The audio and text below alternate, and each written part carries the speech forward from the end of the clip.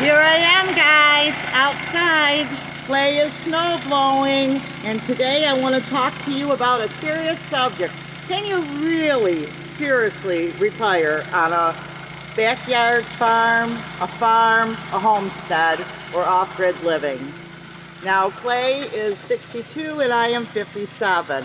We had a snowstorm, so Clay is snow blowing. But here's a couple things to consider when you are thinking about retirement and putting your money into a homestead. And if you are a backyard farm, a homesteader, or someone that's looking into it, is you're going to get older. And my answer to it is yes, you really can retire, but you need to take some things into consideration. You need to take into consideration the type of animals that you raise. Like, we no longer want to raise animals that are too big for us to handle. Now, if you've got kids and family that will help you, that's one thing. But a lot of times, your dreams may not be the same as your children's. If it is, that's wonderful, because then it can go down from generation to generation. But sometimes it's not. Sometimes, my dad owned a printing company. Some of us like printing, and some of us got into other fields. I went to school for printing, and I ended up working in office work and other things most of my life in sales. But this is what happens. Even though I could work in my dad's business, by the time let's put it this way, by the time he retired and sold his business, so to speak, I was in my early 20s, and I would have had to find another line of work anyway. So, with that being said, can you retire? Well, let's keep going. Social Security. How will it affect your Social Security? How will it affect your health insurance? You know, you've got a lot of things to look at. If you want to do homesteading, is it going to be something, or, off-grid farming, all of it, modern homesteading, all in one package? Basically, are you going to be able to do it when you're 90? Are you going to build a bunch of buildings that you're going to have to try to support and maintain when you're 90? Because people live longer. Are you going to sell your farm and move into a retirement home? What if somebody gets sick? What if you have health issues? Who's going to take care of your animals? These are all the things that you need to consider when getting into homesteading, modern homesteading. And so, think about it. We have a backyard farm, and we do okay. We adjust when there are adjustments to be made. Clay was very sick in the sense that we had a couple bouts with Clay. Once he had a diabetic infection, and the last time he had a hip replacement. So that meant that I had to do the chores, which was fine, but women are weaker than men. So what we did was we got our animals down to the nitty-gritty, just the chickens and, the inside animals, but we didn't do the quail, which means you have to go in and out of the barn more, and they need a little bit more attention. We didn't do fancy birds like our pheasants that we have, or rabbits or anything. We just got rid of everything and made the adjustment. But sometimes you might not be able to get rid of everything. Can't talk, guys. We have ways, because we live in a farming community, and there's things, but sometimes there are farmers that, you see them in the paper all the time up here. They have to unload right away, and they just about have to give their animals away. And that's a big hit, because most of your expense is in the feed. So these are things to consider if you want to do long-term, lifetime homesteading.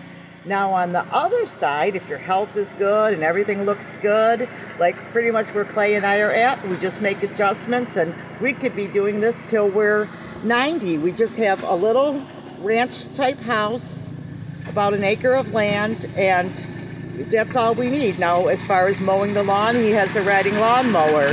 If the animals get to be too much to walk out to the barn in a 90-degree day, or 90-degree day, below zero day, or a 90-degree day, we can just do the garden, or the bees, because bees are easy too.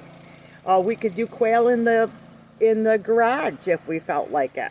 So there are ways you can adjust. We could do the rabbits, but Clay and I have discussed all this a lot of times, and if everything kind of got too hard for us, we could just garden, because gardening is something you can pretty much do your whole life long. But that doesn't mean I'm going to have acres and acres of land. That's going to mean I'm just going to do the bucket system, or have some things, but I'm not going to go crazy, so I can't handle it. And yes, it will help us to be able to save on the expenses as we're older, to be able to pick up food from our garden, because when you're on Social Security and you go through all that, you're going to want to have a little extra, but these are the things you need to think about if you're considering selling your home, becoming a homesteader. My dad, who I mentioned owned a printing company, he was also an engineer. In his early, maybe middle 40s, he didn't sell his home. He was going to sell his home, and he was offered a job at a Bible college to teach the students printing. So because my dad had 7 kids, they moved all of us up there. We lived in the president of the college's home, because it had 4 bedrooms, and that was enough to house us. It was beautiful. It was a huge house. It was actually a house. It was 3 floors, and then the bottom was a huge print shop.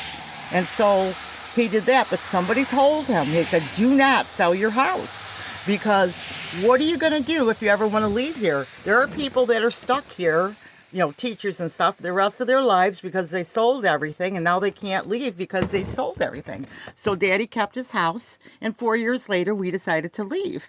Now, that's what happens. Most jobs and things, you do about 4 years, and then you're done. You look at job schedules and things. I was in business world for a long time. Most jobs are 4 years. You don't have your lifers like you did years ago. So that's something to consider. And people live to be about 90. Some people in good health and some people in bad. So I don't want to be a negative, because I think it's an excellent adventure to try, and you'll gain life skills you can have for the rest of your life. But make sure that when you do your plans, you can say, okay, I am going to have my homestead here, and then I may retire and move here. Maybe I'm going to say I'm going to go off grid, and we're going to not have electricity and all that.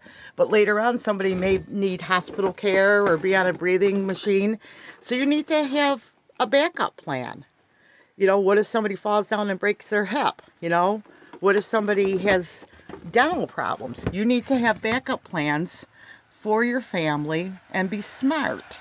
Not just, I'm going to sell everything and throw caution to the wind, because families have needs. What if your children are more social and they don't want to or listen when you homeschool them?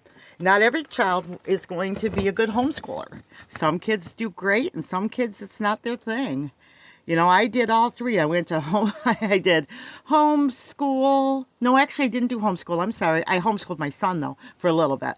But I did public school and private school, but my son did all 3. I'm sorry about that. But everybody has their own thing that is best for them.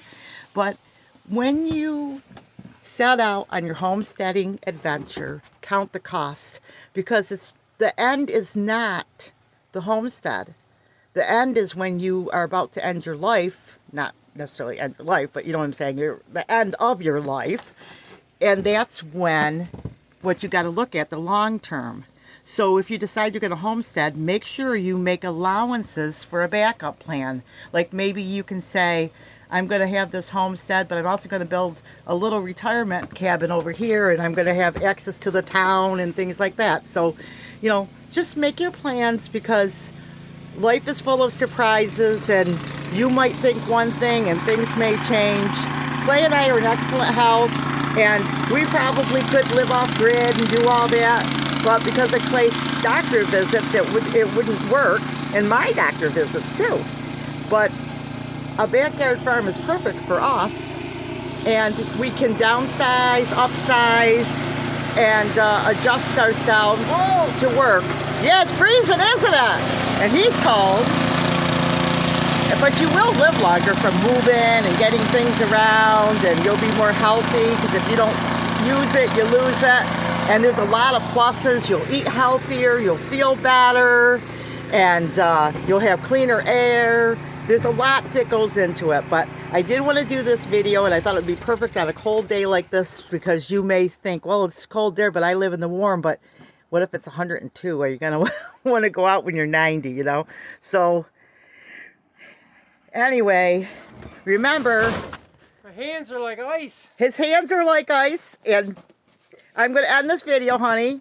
Big or small, you two can be a backyard farm, but hey, with lots of snow. With lots of snow. I'm talking about retiring on homesteading and off-grid living when you're 90 doing some of this. Oh, I'm not going to do this at 90. There you go. That's his thoughts. Okay, guys, like, subscribe. We'll see you in the next video. Take care.